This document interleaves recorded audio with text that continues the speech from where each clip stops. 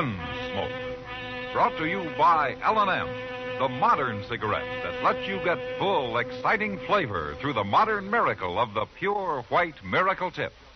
Live modern. Smoke L&M.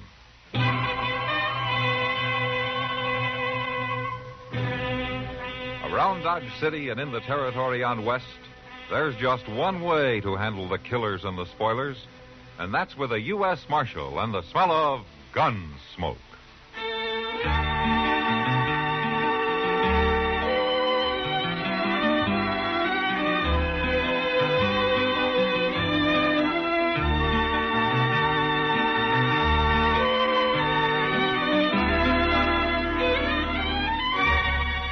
Gunsmoke, starring William Conrad. The story of the violence that moved west with young America. And the story of a man who moved with it. I'm that man. Matt Dillon, United States Marshal. The first man they look for and the last they want to meet. It's a chancy job, and it makes a man watchful. And a little lonely.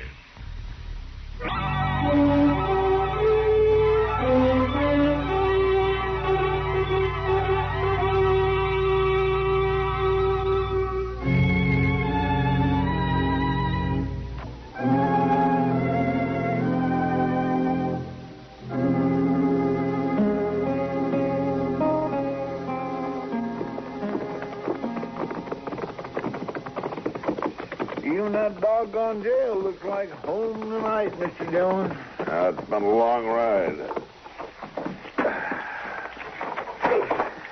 Get a fire going and some coffee started, will you, Chester? I'll unsaddle the horses. Yes, sir. Matt, What?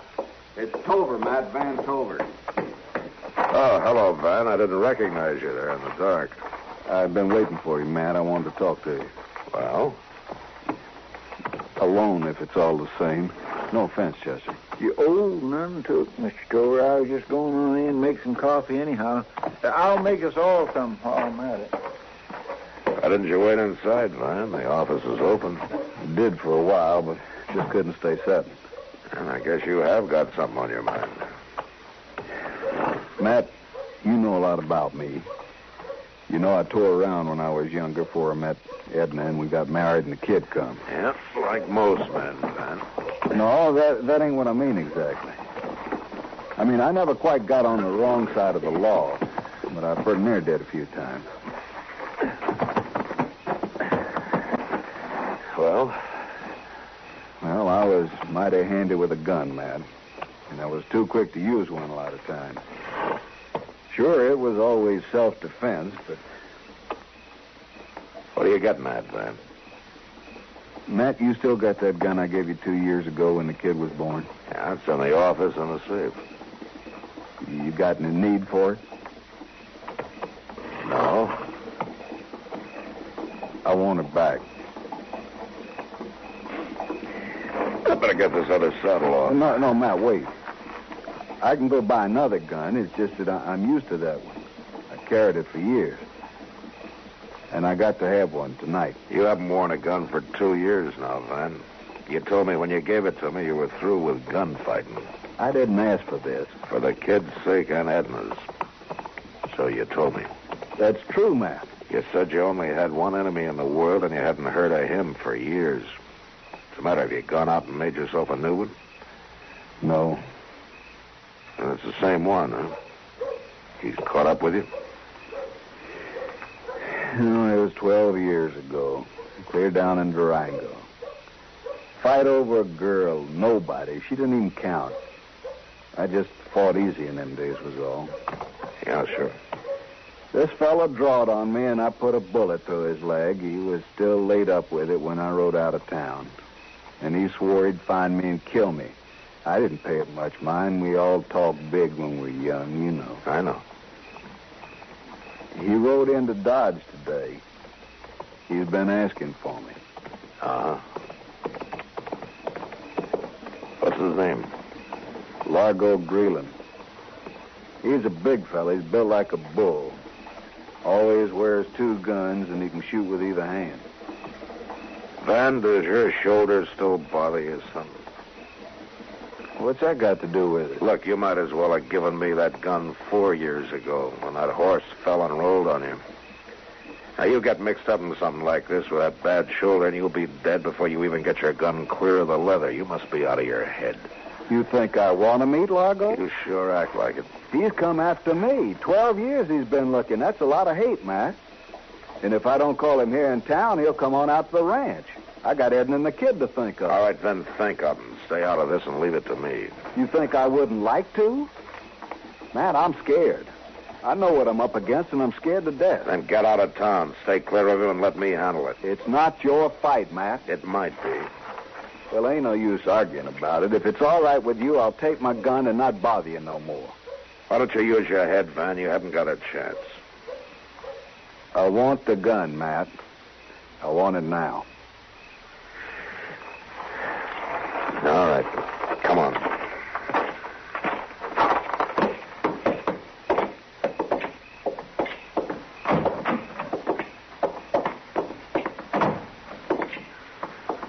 Chester?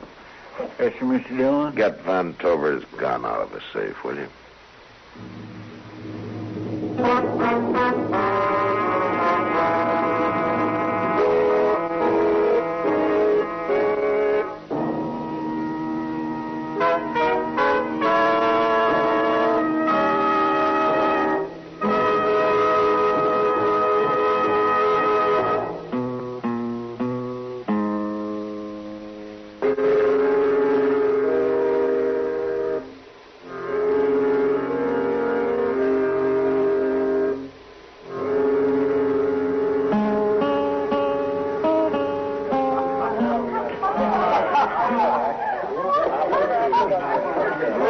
Matt, I give up. I can't figure it out. I'll figure what out, Kitty? You, the way you're acting. How am I acting? Well, you've been leaning on the bar for the last hour with the same drink beside you. You haven't even touched it. Well, I guess I'm not thirsty. It's not that, Matt. You're drawn tighter than a $2 cinch. You're waiting for something, aren't you? Don't worry about it. No use borrowing trouble.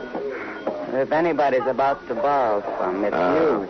Kitty, will you excuse me for a minute? Look, you stay here and finish your drink. I got something that needs attended to. I'll be back in a little while. Okay, Matt.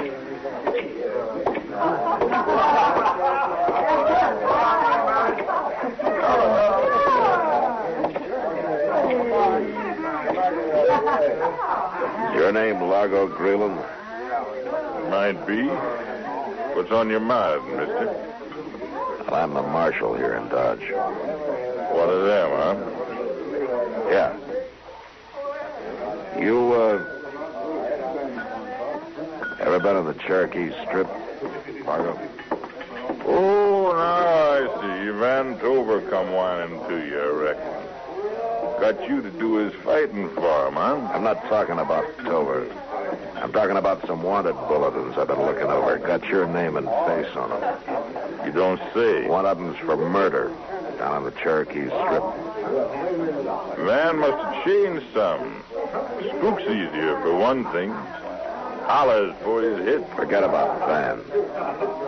That's kind of a hard thing to do, Marshal, when you've looked for a man 12 years and finally found him.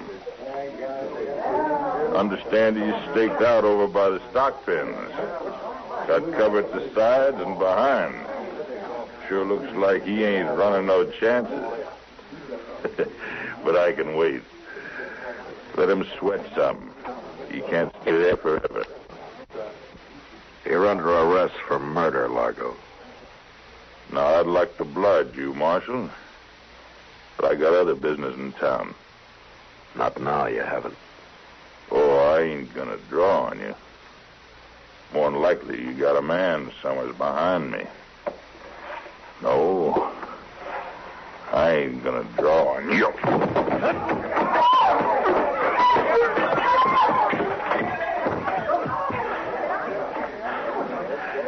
I'm sorry, Largo, but I've had that kicking trick tried on me before.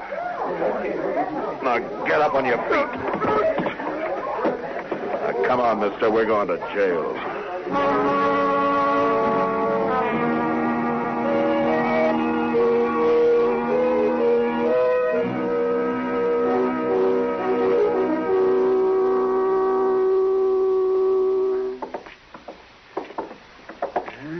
Doggone it, man, I'm telling you. Someday you're going to take one chance too many. Oh, what do you mean, Doc? Trying to arrest somebody you know's a killer with your gun in your holster. Doc, a lawman that went around with a pistol in his hand would last about a week. Why? Because every outlaw in town would figure he had a right to ambush him. Marshal. Oh, you're in town kind of late, aren't you, Miss Tover? Marshal, where's Van? Oh, I don't know, around town somewhere, I guess. Now, Doc, you know Miss Tover, don't you? Oh, do I? And of course I know. Who do you think delivered that baby of hers? How are you, Edna? Marshal, who's Van going to fight? Fight? He's wearing a gun, first time in 2 years. And he's in town looking for somebody. He wouldn't tell me anything, but I know. I can feel it when a man's mind's took up with killing. Easy now, Miss Tover. Whatever he might have been thinking, he can forget. And you can, too. There's nothing to worry about. That's easy to say. It happens to be true. The fellow he was worrying about's in jail. I guess Van doesn't know it yet. Are you telling me the truth, Marshal? Yes, I am. Now, why don't you get yourself back out to the ranch? That husband of yours is going to be tired and hungry when he finally rides in tonight. You're sure this man's in jail, Marshal? Yeah, he's there, all right. Well, of course he's here. Now, you head for home, young lady, before you really give Van something to worry about. Gallivanting around alone this time of night? All right, Doc, I will. Good night. And good night, Marshal. Good night, Miss Tover. Blame fool woman worrying over nothing. Yeah, that's right, Doc. The same as you were. Same as I was. Oh, you mean about you taking chances and all. Oh, well, that's different now. Mr. Dillon? That Chester. He can find more reasons to hoop and holler about stuff. Yeah, what's the matter, Chester? He jumped me right there in the cell. I fetched him some water so he could clean up when he come to, and he was just playing possum. Are you hurt? Well, no, I ain't hurt. That ain't what I'm trying to tell you, Mr. Dillon. Well, what is it then? He got away.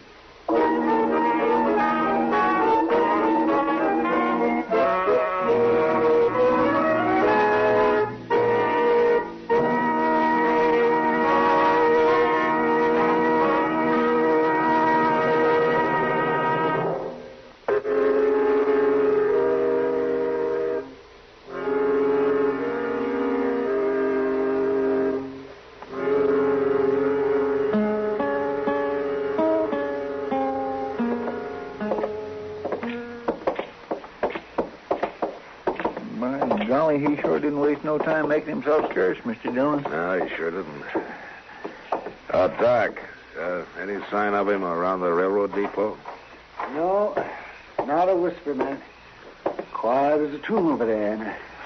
And I didn't see Van Tover either. Yeah. We got to find one of them before they find each other. Well, it's just possible that he pulled stakes and lit out, man. Not after 12 years looking for Tover. He's still around somewhere.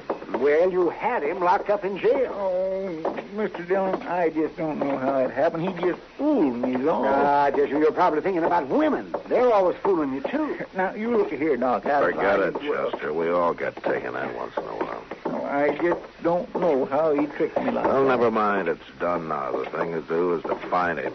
He hasn't had time to get very far. Mr. Dillon. What? Yeah, over here, Miles. Wonder what old Miles is doing out this time of night. He's probably trying to peddle something, make another 5 cents profit so he can sleep better. I heard that, Doc. I heard what you were saying behind my back. There isn't anything I wouldn't say to your front, you old skinflint. What's on your mind, Miles? Matthew, there's something mighty funny going on. How's that so? I just came past the livery stable. Mrs. Tover started to drive out, and some fella jumped into the buggy with her. What? Mm-hmm. Here was a big fella, built like a bull. He made a turn around and go back into the stable. And it looks like we've found Largo. Come on, let's go.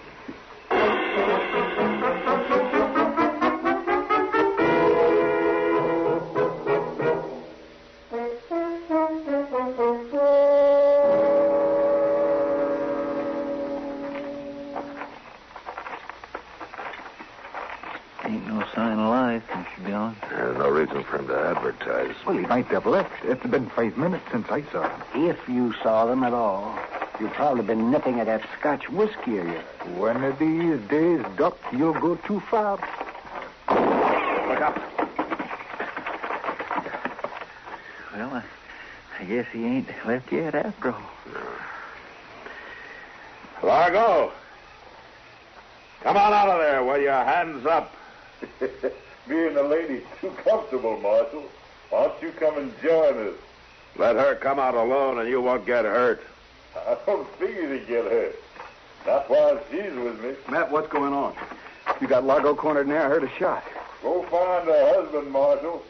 Tell him if he hurries, he might still be breathing. Marshal, no. That's Edna. Don't let that Largo's go. got Edna in there. Jordan. Wait a minute, man. It won't help her any to walk out there and get yourself killed. There's no use arguing, Matt. No, I guess you're right. There isn't any use arguing. Doc, take care of him, will you? Chester, get his gun. And see if you can hold Largo's attention. Fire a couple of shots. I'm going to try to slip in the back. Okay, Mr. Dillon. Hey, let me have his gun, Doc. Largo, you ain't got a chance. Throw your gun out and walk out of there with your hands up for me, and Mr. Dillon comes in after you. Come on if you feel lucky. You think we don't mean business, Largo? That convince you any? You better be careful, boys. You're scaring the lady. Me and Mr. Dillon will give you just 2 minutes before we rush you. You know where to find me. Come on, I'll pick you off one at a time. Right after I shoot the lady, of course. Please, let me go. I don't know who you are, but... Shut up before you get me mad. Don't move, Largo. Marshal. Well, sneaked in the back way, like any ordinary polecat. Don't turn around, Largo. Just drop that gun. Sorry, Marshal. A man waits 12 years for something. It ain't easy for him to just give up and quit. You had all the chance you're going to get, Largo. You move that gun 1 inch toward Miss Tober, and it's the last move you'll ever make. Has to be a last move sometime, Marshal. So I reckon it might as well be now.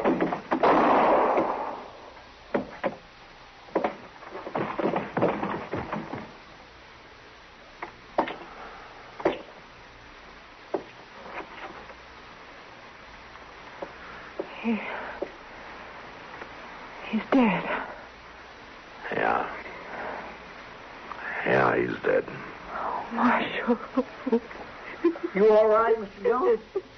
Yeah, I'm all right, Chester. Get her out of here, will you? Take her to Van. He'll want to know that she's safe. Yes, sir, I will. Everything's all right now, Miss Tober. You just come along with me now. There we are.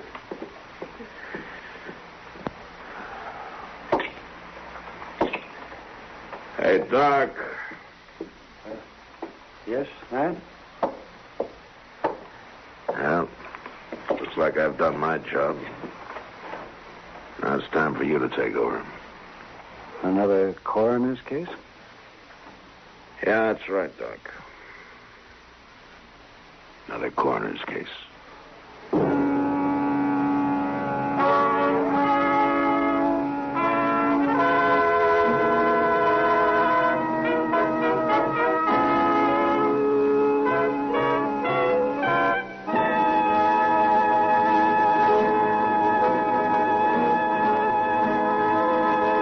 You know, there are many kinds of horses on the frontier. The spotted horse of the Indians, or Appaloosa. The cowboy's pony, which might be a Mustang or quarter horse, or even an occasional thoroughbred. But one thing's certain. Everyone rode, man, woman, or child. And next week, Dodge watches an Indian girl ride into town, half dead in her saddle. Gunsmoke. Produced and directed by Norman McDonald, stars William Conrad as Matt Dillon, U.S. Marshal. The story was specially written for Gunsmoke by Les Crutchfield, with editorial supervision by John Meston. The music was composed and conducted by Rex Corey. Sound patterns by Tom Hanley and Bill James. Featured in the cast were Harry Bartell, Gene Bates, Barney Phillips, and Ben Wright. Harley Bear is Chester, Howard McNear is Doc, and Georgia Ellis is Kitty. Our thanks to TV Radio Mirror and to you, our listening audience, for selecting Gunsmoke as the best Western program on radio for the third consecutive year. We are also pleased and proud to announce that William Conrad was selected as the best Western star. The results of this annual poll appear in the current issue of TV Radio Mirror. Join us again next week for another story on Gunsmoke. This is the CBS Radio Network. You've been listening to the OTR Gold Network. Find more classic radio at otrgold.com.